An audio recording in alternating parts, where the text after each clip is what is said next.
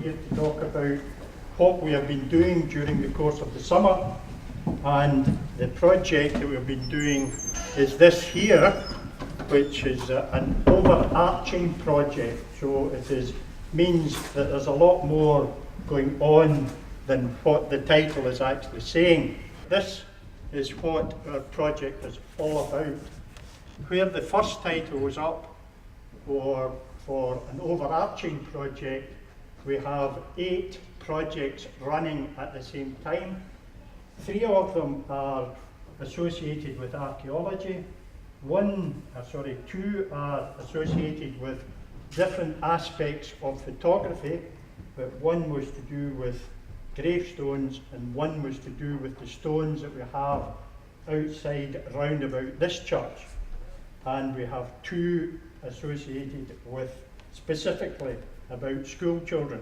We've done an actual survey of the site at All Hallows, and also we've done some work in some schools as well.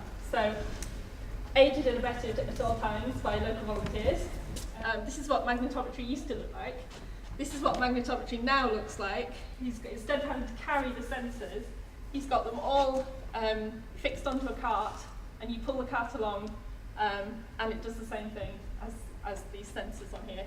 The archaeology that we came up with was, you can just see here a line going to the northwest. We think this is a track. It corresponds with an old road on the old maps that runs past the church and on to Inchinnan itself. So that's basically our magnetic survey results. I want to talk about the archaeology. This was only part of the project, so obviously you've got a glimpse of all the other potential things that are going to come as well. I really like this painting because it shows, I think, the church almost at its peak of its, its size, in a sense, and its significance. And I also make the point that I don't believe if this was going to be knocked down nowadays, I don't think it would happen. Like Heathrow Airport, all the fuss made about that. I think there would have been enough interest in the community now, and times have changed over the last 60, 70 years, and I honestly believe it would not have happened now. So there you go. But fortunately it did, so we're able to do this project. So there you go. There's always pluses and minuses. Well, you already have been aware, it's a multi-strand project, lots of people involved, and I think that's what really gives this project its strength. So this is like bringing it together now, and hopefully all the products that have come out of this will bring it all together and really kind of help to make sense of this project for everybody.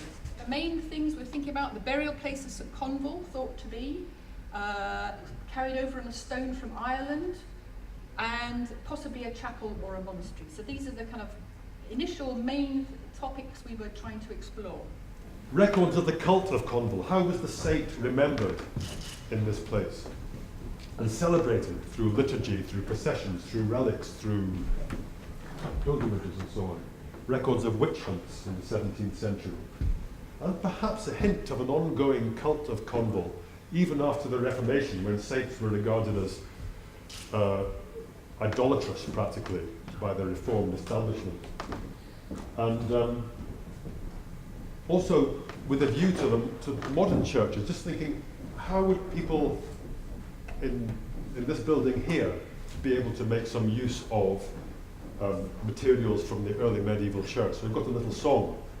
I'm not going to threaten to teach you it today, but I have taught some children and they seem to rather enjoy it.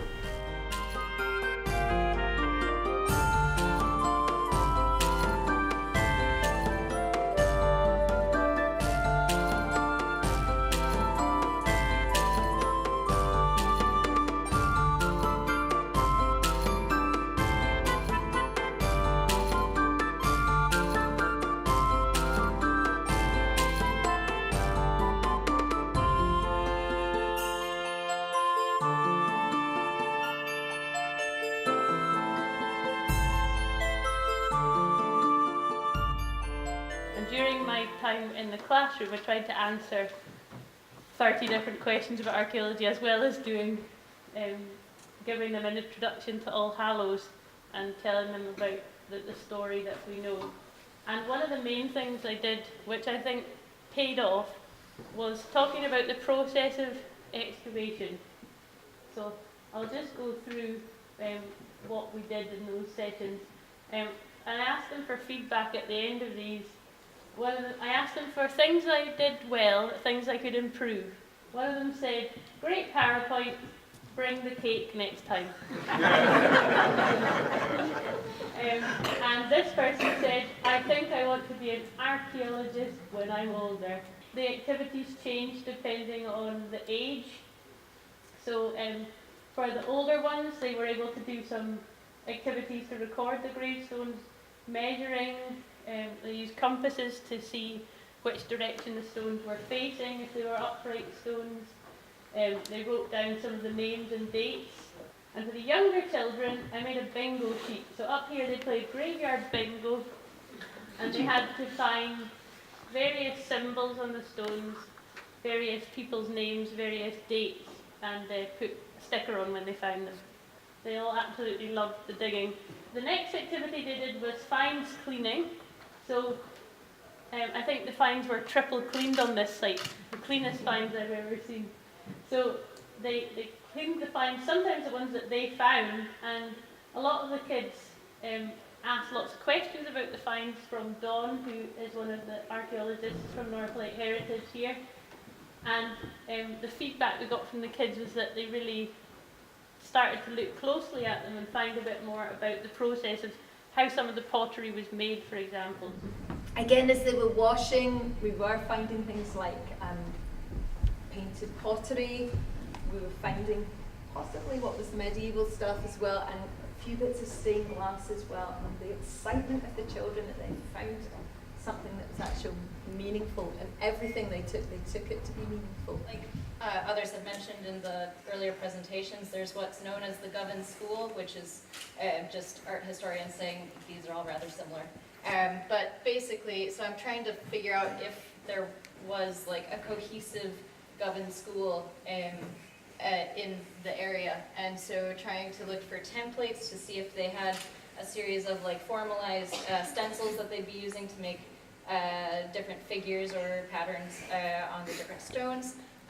Also doing a more technical thing. So with the 3D models, I've been able to do groove analysis, which is basically looking at the carved sections and taking a ton of little measurements and then trying to see if I can see individual sculptors' hands.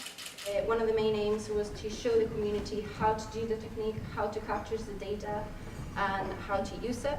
But in this occasion, the main technique was called RTI.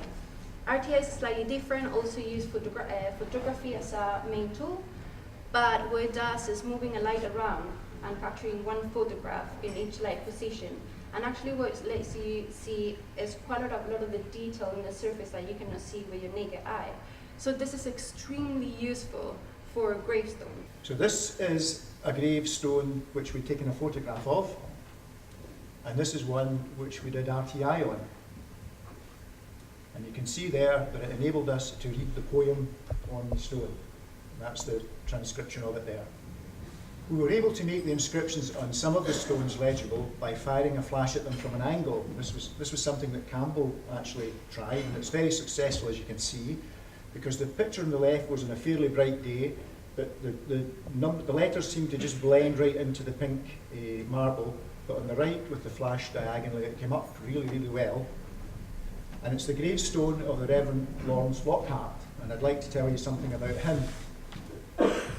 He was the Minister of Inchinnan, and after that he retired to the family estate in Lanarkshire at Milton Lockhart, because he came from a very, very wealthy family. His brother was Sir Walter Scott's biographer, and he was married to Sir Walter Scott's youngest daughter. I will say thank you for listening. I don't know how to express thanks. This project has been an inspiration to me. The whole thing of someone handing a church like this to people, and then the windows being lifted out and brought here, I think is really something quite special. Thank you very much.